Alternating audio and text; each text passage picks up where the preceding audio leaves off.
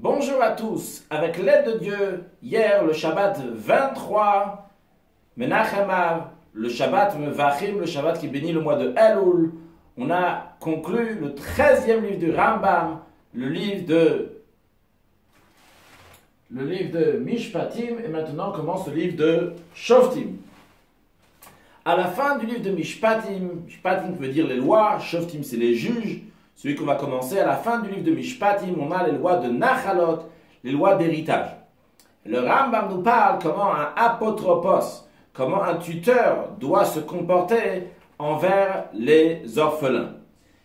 Et il nous dit la chose suivante. On va faire les trois dernières halachot, donc du chapitre 11, les trois dernières halachot, donc Yud, Yud Aleph et Yud Bet, à apotropin, les tuteurs, osim laktanim, ils font petit aux enfants, donc ces enfants qui sont orphelins, ils leur font, donc ils s'occupent, ils vont faire les mitzvot, les commandements, tels que le lulav, donc le soukha, les tzitzit, le shofar, je n'explique pas, le sefer Torah, les tfilin, les mezuzot, Megillah.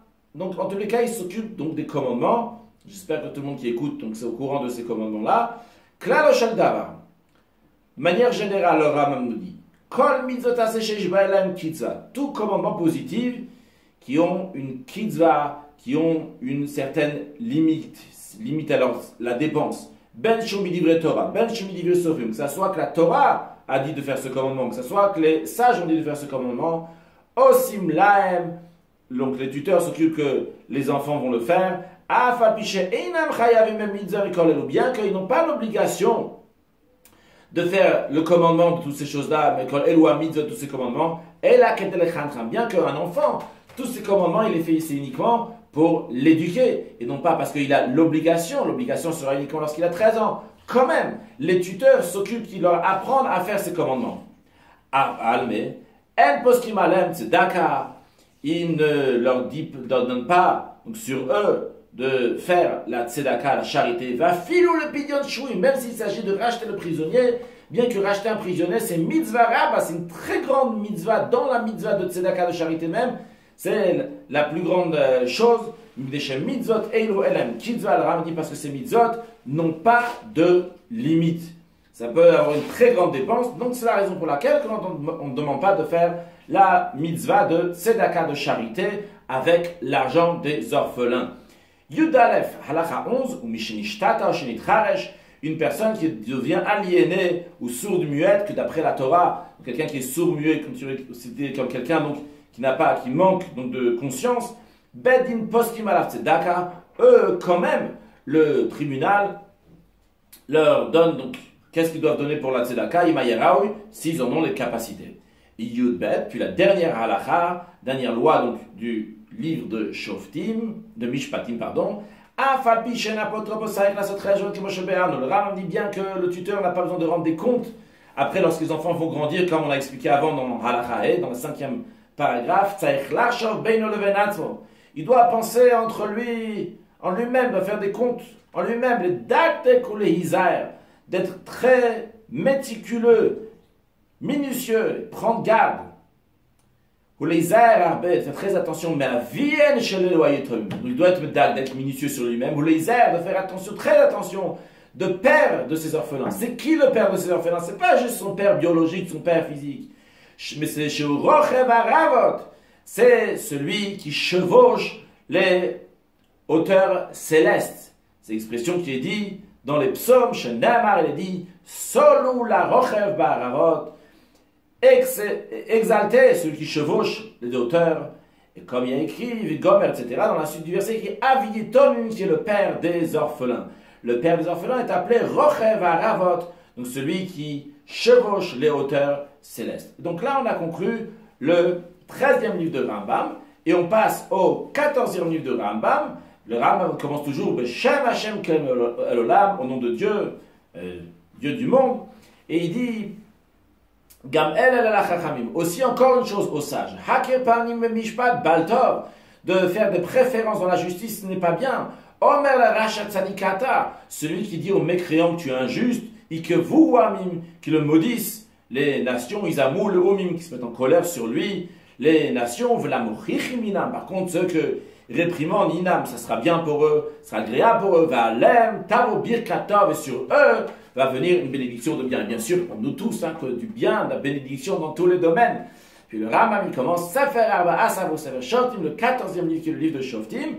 Il dit donc qu'il y a 5 halachot qui seront discutés, puis il commence avec les lois de Sanhedrin, et il énumère les 30 mitzvot, 30 commandements qui sont liés avec le Sanhedrin, le grand tribunal, que vous pouvez lire donc sur le texte du Rambam. Puis après, on passe à la mitzvah, chapitre 1, paragraphe 1, mitzvah taseh Torah le manot shoftim v'shotrim b'chol medina medina b'chol pelach v'pelach. C'est un commandement positif de la Torah de nommer des juges et des officiers de police dans chaque ville et dans chaque petit endroit. Donc, Shenema, il dit shoftim v'shottim titen lecha b'chol sharecha. Des juges et des polices, tu vas te mettre dans toutes tes portes. Dans toutes tes portes, dans chaque village, dans chaque endroit. Shoftim, elo adayanim. C'est qui les juges? C'est qui les shoftim? C'est les juges. Akvuim, bevedim, sont fixes, sont toujours là au tribunal. Ou baledinim, les gens qui ont un litige viennent devant eux. Shoftim, c'est qui? Les policiers. Elo balem makel ou retsua. C'est ceux qui ont un bâton. Vem omnim lifnei adayanim. Ils se trouvent devant les juges. Donc, il se trouve devant les juges qui tournent dans les marchés, dans les rues, vers la chanuyot et les magasins, les taken hasharim pour arranger donc les prix, vers midot, les mesures, ou le hakot kol me'avet, et frapper toute chose qui est tordue, tout ce qu'ils font les shotrim, les policiers, c'est basé sur ce que les juges disent. Toute chose qui vont voir que c'est tordu, ils vous davar mevimoto le bedin, il amène au tribunal, et on le juge en fonction donc de son méfait, comment il doit se comporter. Alors ça on voit donc la conclusion du 13e livre, et on commence le 14e livre de Rambam. Approfondissons un peu plus en ce qui concerne le dernier livre de Rambam. Le dernier chapitre donc, de ce que le Rambam nous dit, dans ce qui concerne le Nachalot, donc l'héritage. Le Rambam nous parle donc, du apotropos, comme le tuteur, ne doit s'occuper de tous les commandements, la Souka, Lulav, Tfilin, Megillah, etc. Mais en ce qui concerne la Tzedaka, c'est quelque chose qui n'a pas de limite, et donc il n'y a pas besoin de faire ça aux orphelins. Il faut comprendre que ça veut dire qu'il n'y a pas de limite à la Tzedaka. Ils sont comme tout le monde, les orphelins. Les orphelins, lorsque comme de la même manière que tout le monde, il doit donner une certaine quantité de charité. Comment ça se passe pour la charité? La loi est la suivante.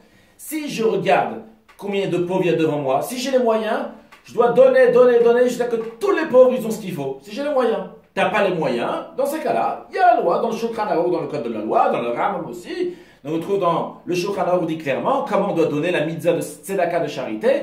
Eh bien, faire bien la mitzvah, c'est donner un chomesh. Donc 20% de ce qu'on gagne, c'est ce qu'on appelle mitzvah mina moufrar, la mitzvah qui est bien faite. Puis, si quelqu'un n'a pas les moyens, à ce moment-là, il donne juste seulement un maaser, seulement 10% de ce qu'il a. Donc ça a oui une limite. Pourquoi maintenant on nous dit que ça n'a pas de limite? Ils sont comme tout le monde, ces yitomim, ces orphelins. Ça c'est une chose à comprendre. Deuxième chose à comprendre, pourquoi le Rambam nous parle de celui qui est devenu aliéné et celui qui est devenu sourd-muet avec les lois de Nachalot d'héritage? A priori, ça n'a pas de rapport ici. Il aurait dû en parler ailleurs. Pourquoi il en parle ici? Quel rapport maintenant avec les yitomim, avec les orphelins, avec les héritages? Encore une chose qu'il faut comprendre, une troisième chose qu'il faut comprendre, pourquoi le Rambam appelle Dieu Rochev Haravot, celui qui chevauche les hauteurs célestes? Il aurait pu dire Zeh HaKadosh Baruch Hu, c'est Dieu. L'explication est la suivante. Vrai, la mitzvah de Tzedaka a une limite.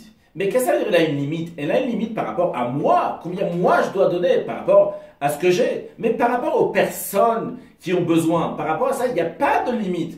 Il n'y a aucune limite. Il faut donner, encore donner, encore donner, encore donner. Maintenant, lorsqu'on éduque ces enfants-là, ces yitomim, ces orphelins, on les éduque pour leur donner une manière de vivre, savoir comment se comporter dans la vie de tous les jours. Comment quand ils vont grandir, ils vont se comporter. Lorsqu'on éduque un enfant, on regarde les filles harifuto en fonction de ses capacités, en fonction de sa compréhension, de quoi il est capable. C'est ça qu'on doit regarder lorsqu'on éduque un enfant pour pouvoir le mettre dans le droit chemin. Si certaines choses ne vont pas être cohérentes pour lui, eh bien dans ce cas-là, il vaut mieux ne pas embrouiller l'enfant et ne pas lui faire faire cette mitzvah, ce commandement. Maintenant, imaginons, on dit à un enfant, tu dois donner la charité. Devant lui, il y a quelqu'un qui est pauvre, qui risque de mourir de faim. Et tu lui dis, non, c'est bon, tu as donné 10%, tu as donné 20%, c'est pas la peine maintenant de lui donner plus.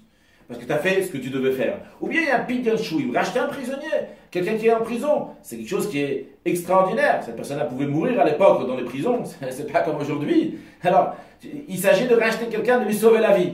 Et on dit, tu sais, tu dois donner seulement ça, pas plus. Mais l'enfant, il va dire, il y a quelque chose qui ne va pas, je ne comprends pas. Comment on peut ne pas donner de l'argent pour sauver quelqu'un? On te dit pour son chino, pour son éducation. Pour que son éducation ne lui fait pas qu'il y a des choses qui sont étonnantes, qui sont complètement au-delà de la compréhension et qui ne sont pas compatibles avec la mitzvah qu'on lui dit de faire. Eh bien, on va lui dire, ne lui donne pas cette mitzvah, ce commandement à faire. Je tiens à souligner en parenthèse, le rabbi le ramène dans la sikha, qu'il ne s'agit pas donc des enfants qu'aujourd'hui on éduque à donner la tzedaka aux enfants. Parce qu'en général, les enfants à qui on donne aujourd'hui, on éduque à donner la charité, ils n'ont pas une propriété qui leur appartient, ce n'est pas des nirseye tomim, ce n'est pas des biens qui leur appartiennent en tant qu'orphelins, des enfants qui appartiennent, des biens qui appartiennent aux enfants. Donc il faut les éduquer à la tzedaka. Et d'ailleurs, bien sûr, comme on voit toujours, le rabbi donne des pièces aux enfants pour mettre à la tzedaka. Alors c'est vrai, vous allez me dire, c'est les pièces du rabbi qui donne, c'est vrai. Mais dans d'autres endroits, le rabbi insiste aussi sur le fait d'éduquer les enfants, leur donner de l'argent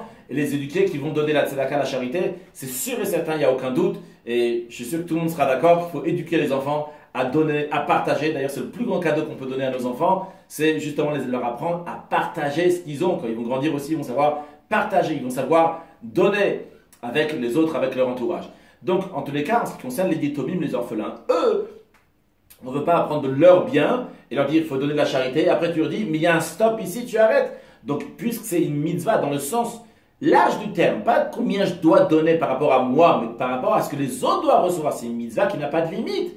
C'est la raison pour laquelle, quand on leur dit de ne pas donner la tzedaka, de ne pas donner la charité, les tuteurs n'ont pas la mitzvah, l'obligation ne doivent pas leur prendre de leurs biens pour donner la tzedaka. Par contre, lorsqu'il s'agit d'un cheresh et d'un choté, quelqu'un qui est devenu sourd-muet ou quelqu'un qui est devenu aliéné, cette personne-là ne donne pas la charité parce qu'on l'éduque, tout simplement pour être bien dans la société. C'est un rôle dans la société de partager, de donner. Et tu es quelque part, il faut partager avec tout le monde. Il y a des choses, il y a des dépenses à faire pour la communauté. C'est tout à fait normal que tu dois participer. Donc c'est pas pour une éducation. Dans ces cas-là, justement, eux, ils doivent y participer. Et c'est pour cela que le Rambam a mis ça dans les lois, dans les mêmes lois avec les orphelins, pour te dire, si tu vas me demander pourquoi il y a une différence entre les deux, justement, en fait, que je te dis, c'est quoi la loi du sourd-muet et la personne qui est devenue aliénée, tu comprends que c'est parce que les yetomim, les orphelins, eux, c'est pour éduquer,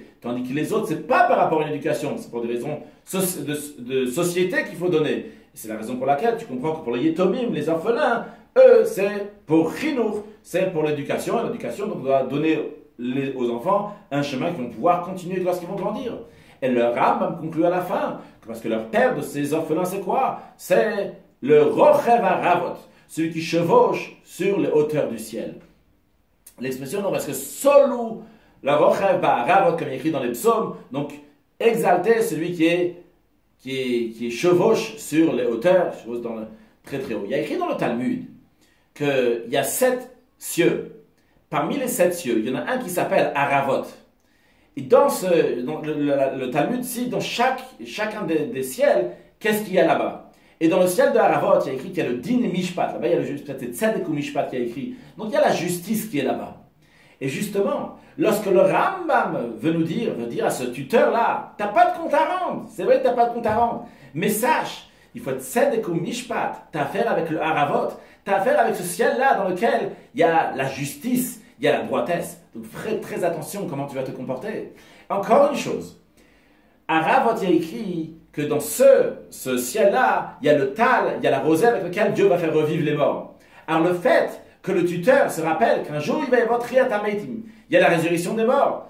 Alors c'est vrai, lui, il a la place de ce père qui va revivre. Lui, il réalise qu'il y aura un père qui va revivre. Il va voir ce père-là après dans la suite, qu'il y aura la résurrection des morts.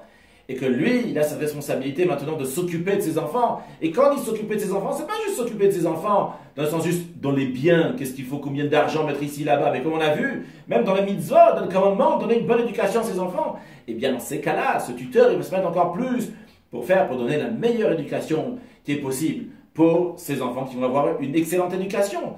Et là aussi, le Rambam rajoute, il dit, Solou la Rochev HaRavot. Il aurait pu dire juste Rochev Baravot, qui chevauche sur les hauteurs célestes. Pourquoi il dit Solou? Pourquoi il dit Solou? Donc Solou exalté. Parce que Solou, le Tzemar Tzedek, troisième rabbi de Chabad, Rabbi Menachem Mendel explique, c'est aussi le langage Vahaya Messila Lisheramo. Donc Messila qui veut dire un chemin. Qu'un Solou, il faut faire un chemin.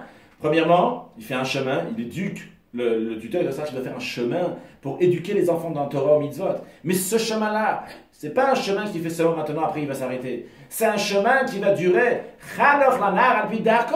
D'éduquer l'enfant sur son chemin, que même quand il va grandir, il ne va pas se détourner de ce droit chemin.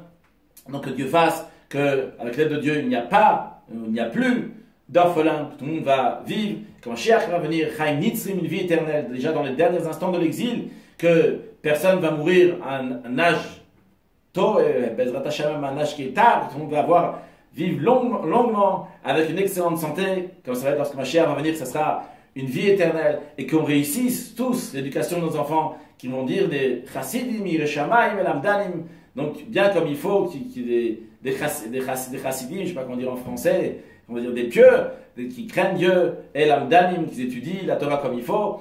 Et comme le rabbi m'a écrit, lorsque j'ai Mazal Tov au rabbi pour son anniversaire, le Yudalef Nishan Tafshin Membet en 1982 avec mon frère Eliaou, mon frère, je suis le premier-né, donc lui le deuxième, et on a écrit ensemble une lettre au rabbi pour lui souhaiter un Mazal Tov, le rabbi a répondu, etc.